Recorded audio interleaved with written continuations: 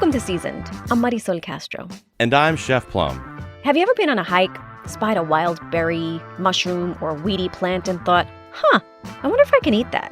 Coming up this hour, we talk to local foragers who are passionate about identifying and eating the bounty found in nature. The founder of the Connecticut Foraging Club introduces us to the flavors of Queen Anne's lace, autumn olives, and chicken of the woods. And consider us starstruck. Later in the show, I talk with an 81-year-old amateur mycologist from Hartford who had a species of mushroom named after her. And I thought I was a fun guy. Yeah, see what I did there? But first, our guest Bun Lai is a chef and pioneer of the sustainable food movement. He's perhaps one of the best-known foragers, and not just in our state, but in the whole country. Mia's Sushi in New Haven was the first sustainable sushi restaurant in the whole world. It closed in 2020. If you miss it, not to worry. Mia's Sushi has become Mia's in the Woods, an educational and culinary experience at Bun's home in Woodbridge. Chef Bun Lai, welcome to Seasoned. Thank you, Marisol and Plum. We realized when we wanted to do a show about foraging, we would be foolish to talk to anyone else. Well, no, thank you. First of all, for people who don't know what foraging is, what is it exactly? It is going outdoors and collecting edible wild plants. But it's been a popular pastime for decades now. There's Yale Gibbons, who wrote a best-selling book many, many decades ago called Stalking the Wild Asparagus, I think. He was a legitimate celebrity back in those days from a foraging show. And here we are. My food experience starts with foraging. My mother grew up in the countryside of southern Japan. And back in those days, little Japanese girls would stay out of the sun to stay as white colored as possible. But she looked like someone who was a different color altogether, you know. Yeah. So she was an outdoor kid, and so was I. And I was often really dark. And people would think that like I'm Polynesian or Hawaiian or Filipino, but I just like to be out all the time. And my mother would take us foraging back in those days. And when she would have a birthday or a special occasion, I would always bring her a burdock that I'd dig up. And it would be so meaningful too, because with burdock, the taproot is sometimes 3 feet long. Wow. So you got to dig 3 feet in order to get it. And you have to be patient. I'm ADHD riddled. So my impulse is to dig partly and then give it a tug. And you do that and you ruin the root because you want to bring this beautiful connected stem, you know. So I've been doing this foraging for a long time prior to even Mia's. So with the closing of Mia Sushi, now we get Mia's in the Woods. That's right. Which is kind of a showcase of all of this wonderful foraging around our state that you've done. Part of the reason why I closed Mia's was that I just didn't think that I'd be able to stay healthy and continue working in the way that I was working, especially in a brick and mortar situation. Yeah. My mom had a stroke about 8 years ago, and we have very similar go personalities. We don't know how to turn it off. So I knew that I had to put a break on it. And I tried to imagine myself working in a completely different way where it was restorative for my spirit, for my body as well. I knew the one thing that made me feel great, mentally, spiritually, physically, was to be outdoors. So I wanted to cook outdoors. We transitioned into doing really intimate events during COVID in the space over here, and much of which is about foraging. Very cool. It's like a pop-up event. Kind of, but there's always something going on here. So the two things that I'm really passionate about are nature and humans. There's a lot of correlations between biodiversity in nature and human diversity. So when you talk about human diversity, it's really uplifting of the society, especially if you uplift the diversity of that society. The same thing with nature. The more diverse the plants and animals and microorganisms are in a specific ecosystem, the healthier that ecosystem is as well. So what I do with the cuisine that I've created in sustainable sushi is celebrate human diversity along with biodiversity. But both today and throughout time have been attacked. As far as biodiversity, today we're in a period of mass extinction, but this time it's anthropomorphic, it's human created. The last time it was a meteor that caused it. as well. Human diversity is always being under attack, Right. For a number of reasons, ideological reasons, but also the encroachment of modern culture. For example, there aren't many hunter-gatherer tribes anymore, and languages are quickly disappearing, along with indigenous knowledge, for example. So when I cook, I'm really interested in, for example, like how the Hadza eat. They're the last indigenous culture that is a hunter-gatherer tribe, and they're not going to be around for much longer because there's ecotourism that they're a part of now. And as soon as you have contact with us, then traditional societies quickly disappear. But the Hadza have the healthiest gut microbiome of any people. And the health of your microbiome is measured by the diversity of good bacteria that you have. And the diversity of good bacteria you have is directly correlated to eating a wide diversity of plants. And the Hadza eat mostly plants, many, many different types of plants, all wild. Wild plants are exponentially more nutritious than cultivated plants, and just a little bit of wild meats. So over here, my staff and I and my friends who come and hang out every morning, we go foraging. And every morning we have 10 or 12 different types of wild plants that we make into a smoothie. And that's inspired by studies of microbiome health of their healthier cultures who are closer to nature. Wow. Well, I was going to ask, as you talk about these cultures, these indigenous cultures, and how much we can learn from them and how much we can learn to live sustainable lives by not destroying the planet and the earth.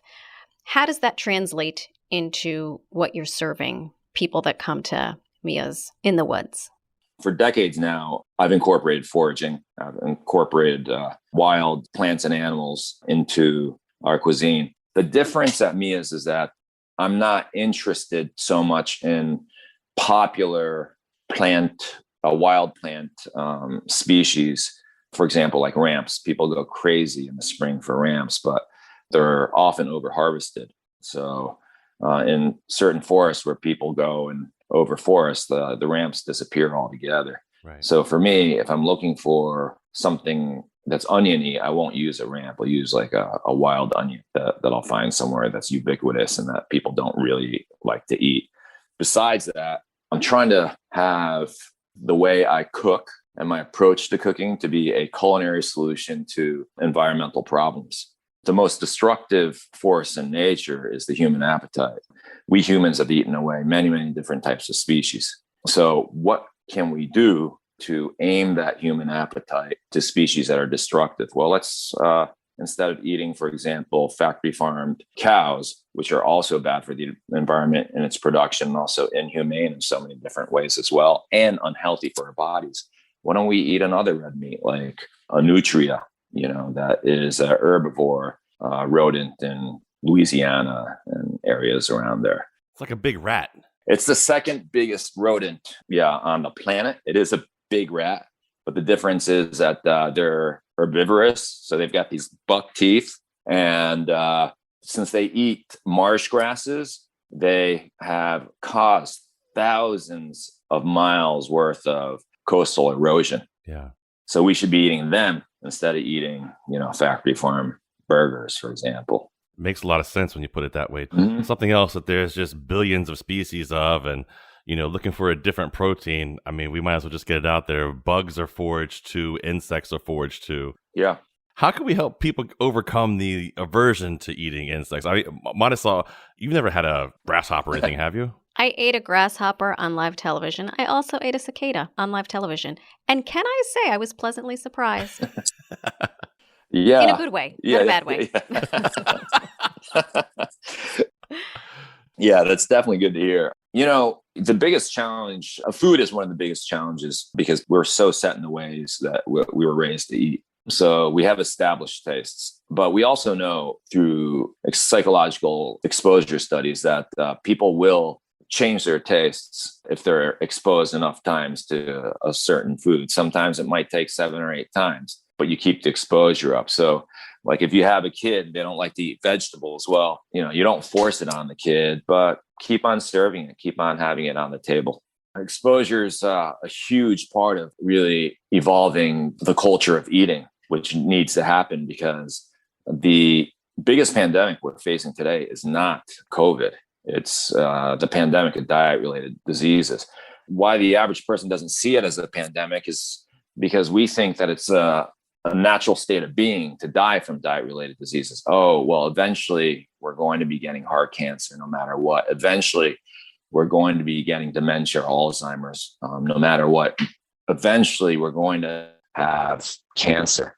But that doesn't necessarily have to be. And that's what we're not really realizing, that if we were to change the way we eat, it could be prophylactic against a lot of these diseases.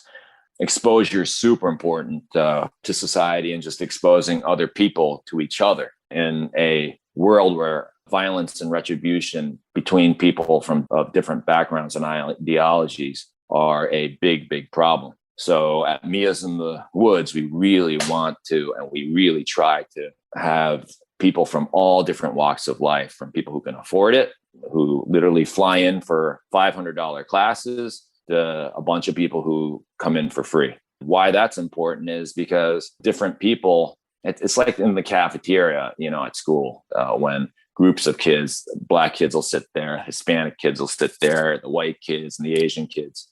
We want to mix those kids up. That will help make us meet our human potential by allowing a diversity of people to, by being exposed to each other, be able to empathize and appreciate and understand each other better. So food is powerful to do that. Yeah, one of the many reasons why I love doing this show is because I think food and music are kind of unifying uniters. Oh, yeah. Across cultures and creeds and ethnicities. And I wonder if you could tell us what the last menu was at Mia's. I'm trying to envision and connect all the things you're talking about, the educational component, the foraging component, and seeing what it looks like on my plate. So for the last few decades, I've been really creating recipes that are inspired by traditional sushi, but is an improvement to conventional approaches. Because when sushi first started, and it's not just sushi, the way people used to eat was eating anything around you. And now it's a internationalist cuisine. We don't know where the food's coming from. We don't know what the impact is. Before you knew the farmer, or you were the farmer. There's a time when most of us were farmers here in the United States, or most of our ancestors in the last 10,000 years were farmers. And today, it's a very small percentage of people who are farmers, and they monopolize the entire food system. So I've been doing mostly plant-based, not using conventional types of animals, trying to use sustainably certified seafood and invasive species, many of which we forage or catch ourselves. That's awesome. So I had 2 boats and shellfishing grounds in Brantford, where we would go diving for all sorts of different types of seaweeds and tunicates and all sorts of marine coastal creatures that people weren't typically eating. I watched you actually on a video earlier jumping into some very, very cold water and finding clams. Yeah. Yeah. And it's great. It's truly restorative to do that and to live that way.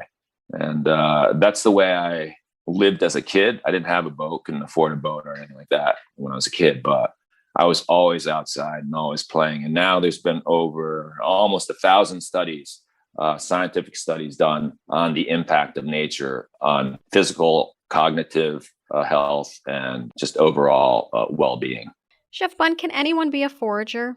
I'm down in Westport, and I know it has its roots in being a big onion farm. Yeah. I tend to kill plants. I'm getting better. I'm getting in my 46th and 47th year on this planet. I'm getting better. But can I just go walk in the woods? So that's the cool thing about it. You don't need to be walking in the woods for it. There's such a thing as urban foraging. And there's so many green spaces that we have around this country. You can live in the Bronx and find, plenty of places to forage. There's a bit to know. You have to be sure that the soil quality is up to par, meaning like that it's not contaminated with heavy metals, for example. You can't go and forage along a busy roadway or a highway or anything like that. There are a few key things that you have to know, but it's not really that tough. Today, there is fantastic apps that you can download to identify plants. The one that I have on my phone is Picture This, and I think it's fabulous. And then the other thing is that you have to learn to identify the poisonous plants out there. They're few and far between, and as long as you're not messing around with mushrooms, I think you're pretty fine.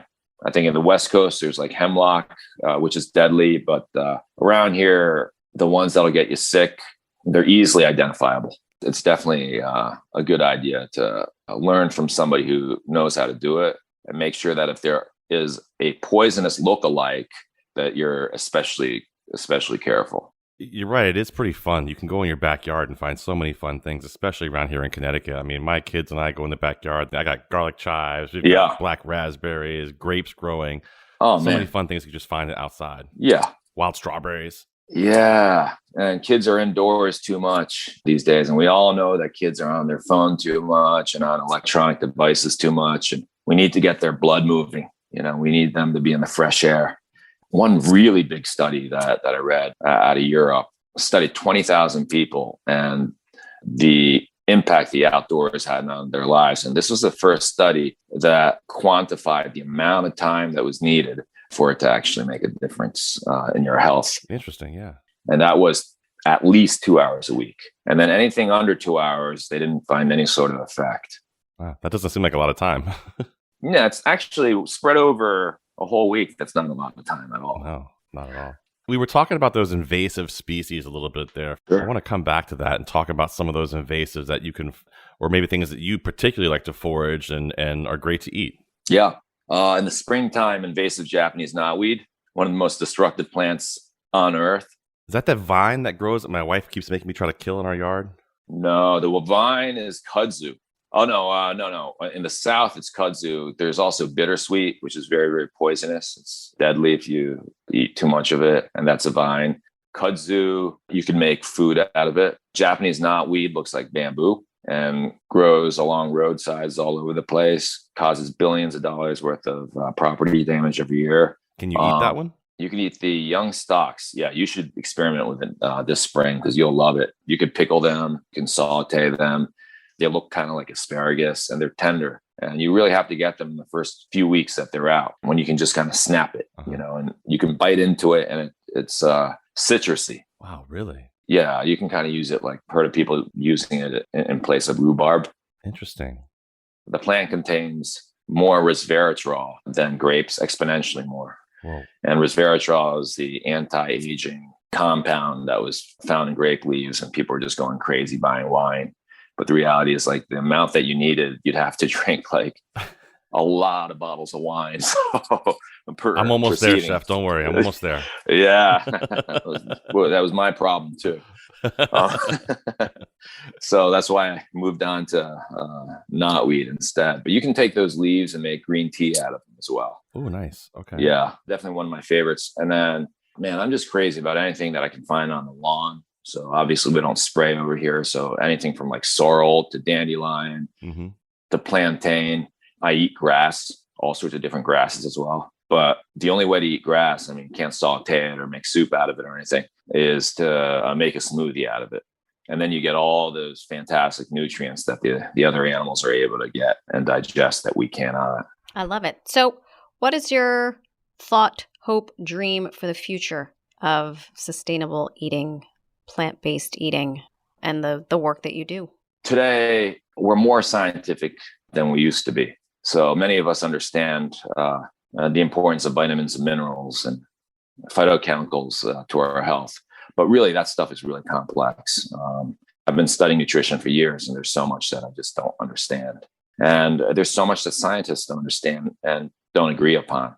The most important thing when it comes down to food is to really enjoy the process of making the food happen, and really enjoy the process of making food that's as healthy as possible. Because ultimately we make food, not just like somebody asked me about like sustainability and bugs, and is that the reason why I eat it because it's sustainable? Well, yes, but really every single person around the world that eats bugs, other than us environmentalists in America who didn't grow up eating them, don't eat them because they're good for the environment to eat them. They're eating them because they're delicious, right? And with the foraging, yes, it's healthier to do, but we shouldn't do it just because it's healthier. We should do it because it brings us happiness. And it's part of making a healthy meal for ourselves that we need to take care of so that we can also take care of other people with the healthy food that we make too. I got to throw it out there. I know it's a great spot to wrap, but after what you just said, I have to ask, what's the most delicious bug or insect you've ever eaten, Chef? Oh my gosh. And, I've been eating insects since about 2001, and I still haven't hit the tip of the iceberg on it.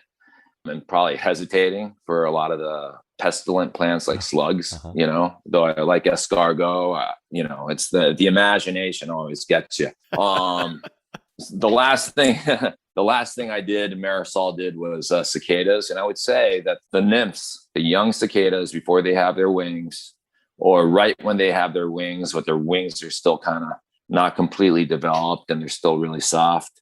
Those are really, really delicious, both raw, sashimi style, which we did, and just sauteed. It was nutty and substantial. It's not like eating ants or anything where you're eating something that you can barely taste. I'm excited. I want to try this now. When you guys are here visiting with your kids, I got some in the freezer. We'll make some up together. We'll put our heads together and figure out different ways of cooking it.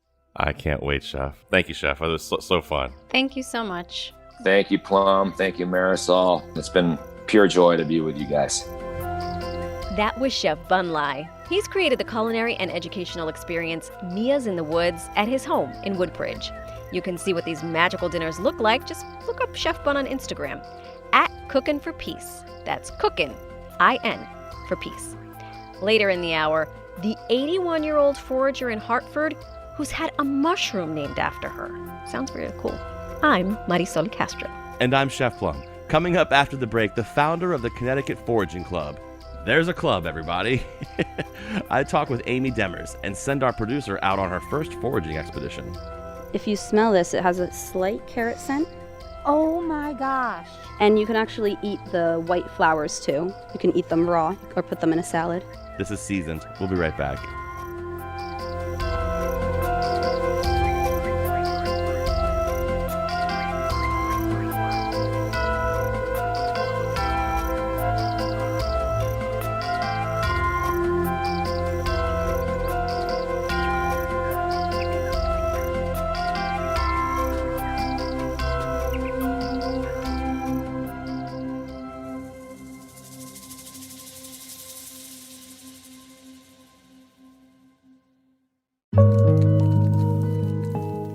Welcome back to Seasoned. I'm Marisol Castro. And I'm Chef Plum. This week, we are exploring wild food and talking with foragers about the berries, plants, and mushrooms they consider prized finds.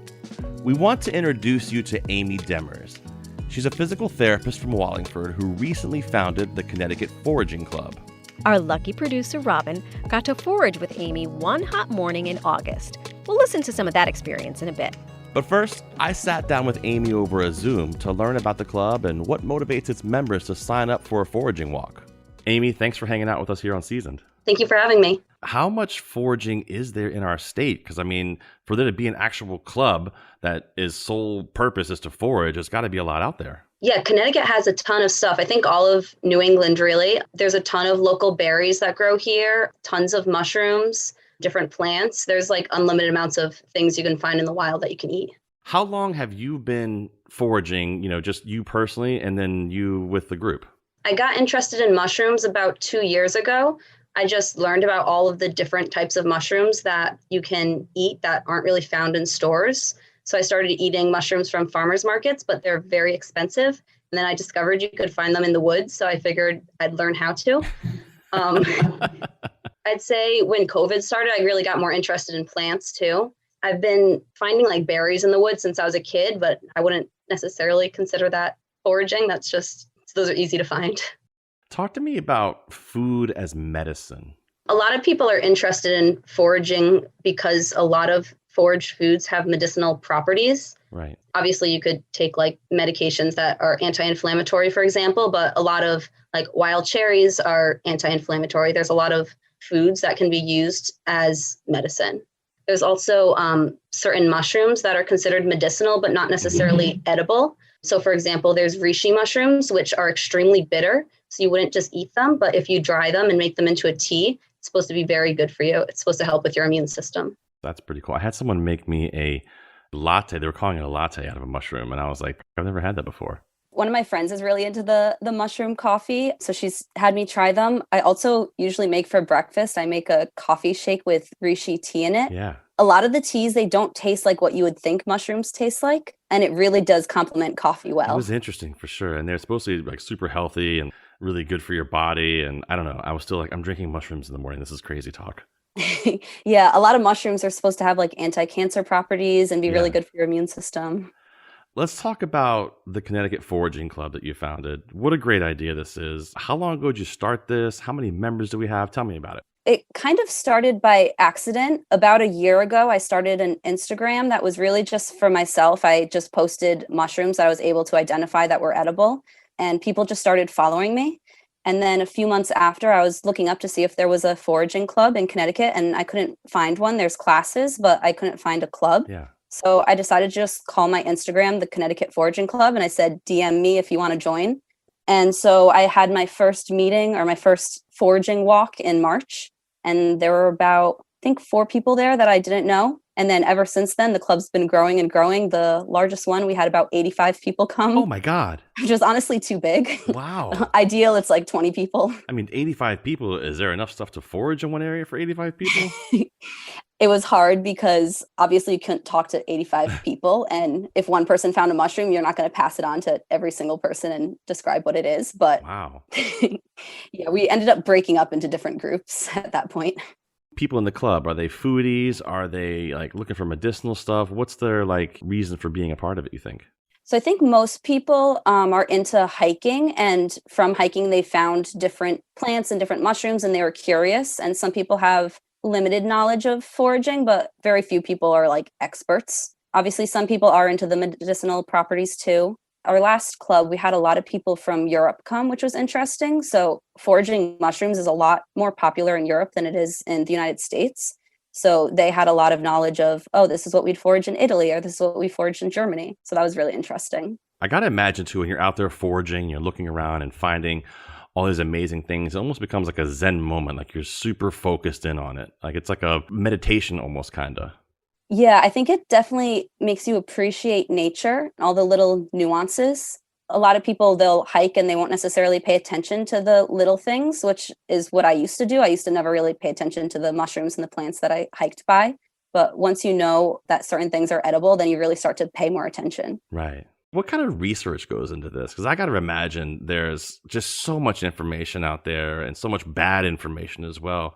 Do foragers now have like an app that they can use on their phone or something like that that can help you determine what's safe and what's not? Yeah, so there's quite a few apps, which is a good starting point. And if you're looking at plants, it's not too difficult to determine what plant it is. If you're looking for mushrooms, you have to do a lot more research because some mushrooms can be very poisonous. I usually just use Google Photos, and it like will search the internet and tell you what plants or mushrooms look similar. It's better for plants than it is for mushrooms. Yeah, I think there's one called Mushroom Identify, and you could take different pictures of the mushrooms, but it's only going to give you an idea. It's not going to be 100% accurate. Before I ate my first wild mushroom, I researched for about 5 hours and asked some people who were also foragers before I ate it. But then once you spend the time to really look, what are the poisonous lookalikes? How do I know that it's this mushroom, not another mushroom? Then it's easy to identify it the second time. Did you say the poisonous lookalikes? Yeah, so usually you want to stay away from the mushrooms with poisonous lookalikes if you're a newbie. Sounds like a good idea to me. So what are some of the wild plants that maybe you're encountering right now when you're out there, and what do you use them for? So right now there's a ton of berries out there, wild black cherries. Usually the berries I'll just snack on. It's usually kind of tedious to pick all the little berries and make something out of it. And I just enjoy eating berries more than I enjoy eating berries in baked goods. A lot of the plants are best in the earlier spring, the ones that can be used in salads and stuff. Ramps are very trendy and popular right now. Those are best in like April. But yeah, right now is a good season for berries, and mushrooms are starting to be in season too. What are you most looking forward to finding as the season changes, I guess? Like, so you go into fall and winter and spring, because you can forage pretty much year round, can't you? Yeah, you can. I haven't done a ton of foraging in the winter. There's a few, like there's woodier mushrooms that come in the winter. You could still get like wild garlic in the winter. But yeah, usually I get most excited once April comes. April to October there's different exciting things each month that come out. Yeah. And what are some of those things you would find like in October? So usually September and October are the best for finding mushrooms because usually it's a little bit wetter and a little cooler. So a lot of mushrooms like when it's about 65, 75 degrees and after it's rained. Yeah, so chicken of the woods can grow like really throughout the whole spring, summer, and fall. But a lot of times you get them good when the when the temperature starts to drop a little bit. There's some mushrooms that I haven't found yet, but I'm looking for and want to find. I want to be able to find like a lion's mane mushroom, which usually comes out in the fall. Mm-hmm. I've also never found morels. Those usually come out in like April, May. Yeah, those lion manes are so good. Yeah, they almost taste like steak. They're so good. So what's a good day foraging for you? Like, are there some walks where you just don't find anything? And what would you consider a good day as you're out there foraging? Usually you'll always find something. So when I find a mushroom I haven't found before, a plant I haven't found before that I discover is edible, that's usually the most exciting thing. And then I'll usually go home and try it for the first time. Well, that sounds like a great day to me. But yeah, I actually have found mycologist or hen of the woods mushrooms in my backyard. And I've found chicken of the woods in my garden. My mom used to throw it out every year and get annoyed that it kept growing back. And then after I got into mushroom foraging, I was like, wait, that's actually an edible mushroom. And she was throwing it away every year. Those hen of the woods are delicious. I love those mushrooms. The Connecticut Foraging Club, are you guys still accepting new members if people want to join and start learning about this? Yeah, so I just have a Facebook group and I'll usually post. I have a walk every 3 weeks or so, and anyone can go and join and say that they're going to the walk. So it's usually more of like a collaborative experience where people just share their knowledge. Me and a few people in the club, we kind of found that a lot of people have no knowledge at all about foraging that come. So we want to start hosting some classes too that are more informational. Ready for some foraging? Amy hosted our producer, Robyn Doyon-Aitken, on a foraging walk in the woods near her house in Wallingford. Aside from photos and apps, foragers like Amy use their senses, all their senses, to help identify wild food. On this particular walk in the woods, Amy spotted, sniffed, and tasted a dozen berries, plants, and mushrooms, from wineberries to weedy-looking plantain to a rather large coral-like chicken of the woods mushroom. Let's listen to some of their walk. Usually when you're foraging, you want to go somewhere that has a lot of different environments. So a lot of the berries, they like to be on like the edge of shade and sun. The edge of fields is good to go for berries. Different plants like to grow along rivers, and obviously different ones grow in the woods. So if you're looking to find a variety of species, usually you want to go somewhere with different environments. Also here, this is Queen Anne's lace, which I'm sure you've heard of, which is also wild carrot. The Queen Anne's lace, once the flowers bloom, the root is going to be too woody to eat. So if you can find it before the flowers bloom in spring, you can dig up the root and eat it similar to cultivated carrots. Does it taste like carrot? Yeah, so if you smell this, it has a slight carrot scent. Oh my gosh. And you can actually eat the white flowers too. You can eat them raw or put them in a salad if you want to try it. Sure. It almost smells more carroty than tastes carroty, but I still get the carrot characteristic. So if you want to smell the root, that's very, very carroty. Completely. Oh my gosh, this is blowing my mind because I've got all the sensory information that is saying carrot, but this is just looks like a weed. Yeah. So a lot of plants, you can use the smell to help to identify them. So Queen Anne's lace has a poisonous somewhat look-alike called poison hemlock, but poison hemlock doesn't smell like carrot, so that's one of the identifying factors. Amazing. Yeah. Some flowers have this little red dot in the middle, so that's another identifying factor. But it is so super tiny. I can't believe it. I would never have noticed that if you didn't point it out to me. Yeah, not all of the flowers have that though, so that's just another sign that it's Queen Anne's lace and not poison hemlock. Ooh, good to know.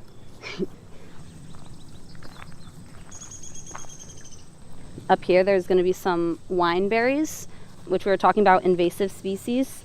Wineberries came from Asia, and they're an invasive species here. So usually when you find one wineberry plant, you'll find tons of them. They look like a raspberry, but it's a little more of an orangey red, and they're super, super sweet. They're tasty, but they're actually good to eat because they're invasive. So sometimes they'll outcompete the raspberries and blackberries, which are native to Connecticut. These are autumn olives. You could try it. There's like a little seed inside. It's going to be tart. So I'll just take a bite? Or You can put it in your mouth and just spit the seed out. Oh, okay. But autumn olives are also invasive. So usually when you find one plant, you'll find a lot of them. So it's probably pretty tart right now. Super tart. When they become a darker red color, that's when they're ripe, and they'll be a little bit sweeter, but they'll still be tart. But a lot of people make fruit leather with them. I haven't done that yet, but my aunt actually introduced me to autumn olives and made some fruit leather, and it was delicious. I can see how that would be delicious. 2 weeks or so, these will be ripe, and you could pick tons of them. So I'll show you. This is the wine berries I was telling you about. So this is the one. They look similar to raspberries. Most people would probably think they're raspberries if you want to try it. It's very, very sweet. It's a more orangey red color. That's nice. But that's the invasive type of raspberry-like plant I was talking about. We'll come up to the mushroom I was talking about up here in a little bit. So we're going to find, it's called a chicken of the woods. So that's one of the easiest to identify mushrooms. So if you're a newbie at foraging, you want to try to look for the polypores. So those are mushrooms with little pores at the bottom instead of gills. The mushrooms with gills, you have to be a little bit more experienced to really identify them, because some of those will kill you. So you have to be careful. Yes. The polypore mushrooms, most of them are edible, so you don't have to be as careful, I guess. So they're good ones for newbies to start with. And chicken of the woods is pretty easy to identify, and there's no poisonous lookalikes. Oh, that seems very safe then. Yeah. See that big orange mushroom? Wow. Be careful, because a lot of this is poison ivy. Okay. But we can go a little bit closer. So this is the chicken of the woods mushroom. They vary from like a light orange to a bright orange. This one's kind of medium. It grows kind of like a floret, I guess I'd say, if you pick a piece. So this one's nice and fresh. So you see there's no gills at the bottom. If you look closely, there's tiny pores. Kind of doesn't have too strong of a smell. It actually tastes similar to chicken. So it's a great substitute for vegetarians. My sister, she's a good cook, but she actually made fried chicken of the woods, and it tasted very similar to fried chicken. It was delicious. So I'd say this probably tastes the most similar to chicken out of any non-meat food. So it's a great food to know for vegetarians. A lot of times chicken of the woods, it gets buggy, as with a lot of mushrooms. So it's important to find mushrooms in the perfect stage. Usually you'd want to find them after like a day or two of them growing, because then usually the bugs start to get to them and no one wants to eat a buggy mushroom. So yeah, this is in a pretty good stage right now. I'll probably come back and collect it later. That was Amy Demers, founder of the Connecticut Foraging Club. You heard her guiding our producer Robyn through her first forage. You can forage with Amy too. Just find the Connecticut Foraging Club on Facebook.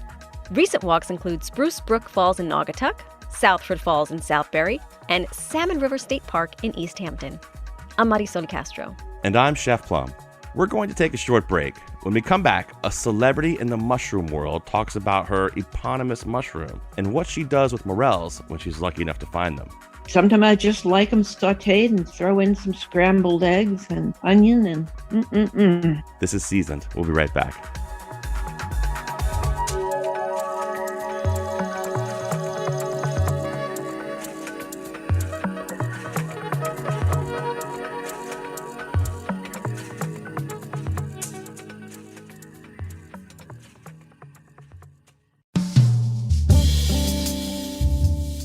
Welcome back to Seasoned. I'm Marisol Castro. And I'm Chef Plum. Imagine how cool it must be to discover a species of mushroom and then have it named after you. That's exactly what happened to our next guest, 81-year-old Connie Borodenko of Hartford. Chef Plum spoke with her last month. Connie, thanks for joining us here on Seasoned. I feel like I'm super lucky to be talking to a mushroom celebrity. Oh, thank you. I am an amateur, but I'm an advanced amateur. I guess some people would say a citizen naturalist. What is a citizen naturalist? What does that mean? That's a term I haven't heard before. We're the people who find things and then the professionals take over and name them. We're the guys who scout. I like that. So you say you're an amateur, but I mean, you're out there doing this for a very long time. How long have you actually been a citizen naturalist? Well, I did it as a kid from the time I was a little kid with my grandmother. And then when I found the Mushroom Club, I learned a great deal more. It was just a totally wonderful thing. So even though you're saying you're an amateur, this isn't something that's new for you. Not new, no. I joined the Mushroom Club when I was in my 30s, and now I'm 81, so it's a while. That mushroom club Connie mentioned is the Connecticut Valley Mycological Society, of which she is a past president. Connie has given many talks on mushrooms over the years and even assists the Poison Control Center whenever they need a consult. Oh, yes. Oh, yeah. They'll usually call from St. Francis Hospital. That's incredible. I think it's such a cool thing to know so much about mushrooms. And there's so many different types of mushrooms out there, too. Thousands. I know chef friends of mine who forage and go and get hen of the woods and chicken of the woods and things like that out there. I mean, there's just so many of them out there. Yeah, there are. I've eaten 120 different species. Wow. Yeah, and I have friends who've eaten more, but that's what I've eaten so far. And I haven't loved all of them. I mean, but there are a lot of nice ones out there. What do you think's been your favorite? And I want to talk about the one that you found too, but aside from that one, which one's kind of been your favorite? It depends on the time of year. Of course, in May, it's morels. And at this time of year, we're looking for everything else. This is the height of the season. Right now is, okay. Trumpets are what we all want. There's others, but trumpets are wonderful. You know, one of my favorite mushrooms is the lion's mane mushroom. I love this mushroom so much. I just slice it and I get a nice hot pan with a little bit of butter and olive oil and just sear it really, really hard on both sides and salt and pepper and just eat it with a fork. It's delicious. Sounds wonderful. I wish I found more of them. That's a rare one for me. Let's talk a little bit about the mushroom that you have named after you. I could try to pronounce it, but I think you'll probably do a much better job than I would. It's an amanita borodenkoae. It's an amanita, which means it's highly unlikely that it has any culinary value. It's probably toxic. The genus Amanita contains more of the poisons of all the mushroom families. Wow, okay. So we don't take a chance on those things. We just eat what the good ones are, and the rest of them, we just admire them. Great advice. So yes, ma'am, I will stay away from the amanitas, that's for sure. What does this mushroom look like? It's very typical of Amanita because it has a tall white stem, a very fat base, sometimes almost like a cup-like base, and then white gills underneath the red cap. Sounds beautiful. Most Amanitas have a little flex on the top. Did you know that this mushroom was special when you first saw it? Or No, did you only realize it when you couldn't identify it yourself? Were you trying to find somebody else who could I identify it? couldn't identify it when I found it. So I dug down nice and deep, make sure I got all the parts of it. Then one of the Amanita expert, who is Rod Tullis, he identified it. Yeah, time goes by, they have to check, and then he named it after me. And so they named it after you, which is even cooler that you have a mushroom named after you now. How amazing is that? It is amazing. I've found other unknown mushrooms before, and for a while they were naming them in numbers, but he named this one for me. How long ago was that you found that mushroom? I think it was about 5 years ago. Wow. It takes some time to do the workup, and it takes some time to make sure there's not another one somewhere, and then they get a chance to put a name on it.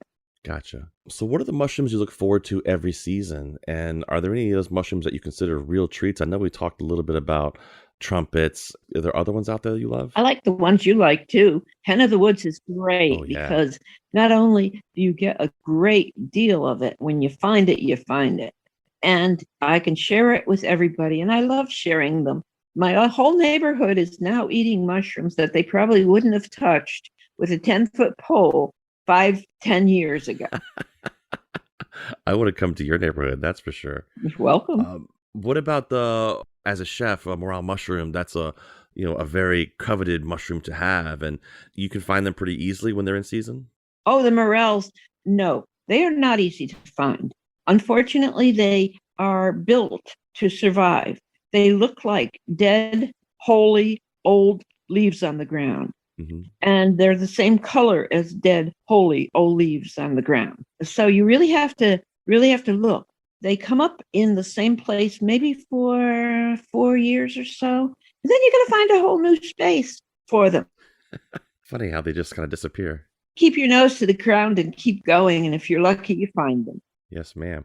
I think I equate it to how a lot of chefs, when they find a great patch of ramps, they won't tell anybody where they are. You just kind of go get some of them slowly, so they keep coming back every year. I think the same thing is the same with some of these mushrooms you find. You don't want to tell everybody where they are, do you? No, you don't. And my ramp place, I don't give away either. But unfortunately, they've logged it out, so I don't know what's going to happen with it. Oh, no.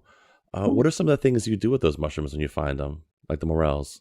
It depends on how many I find. If I find enough, I'll stuff them and bake them with a nice sauce over them. That sounds great. Sometimes I just like them sauteed and throw in some scrambled eggs and onion and The stuffing them sounds amazing. I like to slice them and serve them over steak. I think it's fantastic. Yeah.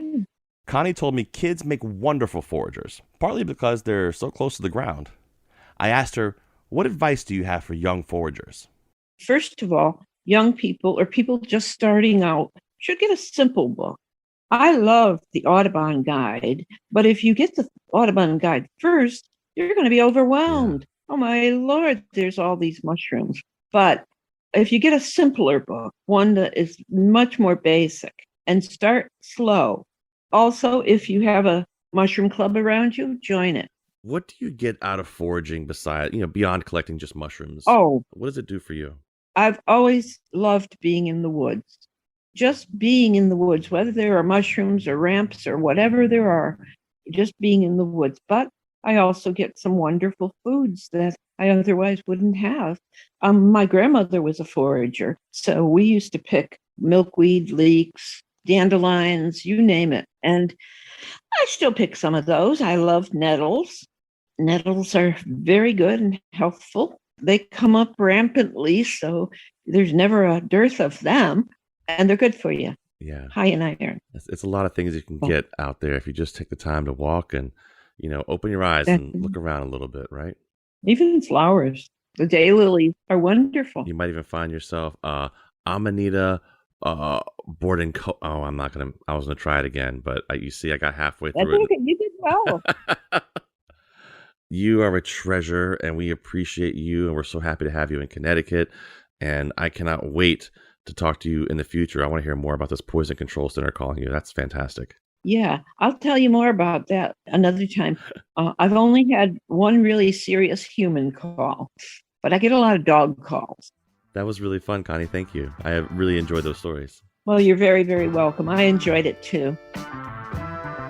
That was lifelong forager from Hartford, Connie Borodenko. Even though the mushroom named after her is not delicious and toxic, it's still quite an honor. I'm Marisol Castro. And I'm Chef Plum. Season is produced by Robyn, Doyon-Aitken, and Catie Talarski. Can I make another fun guy joke? Thanks for listening, everybody. Now let's get outside. See you next week.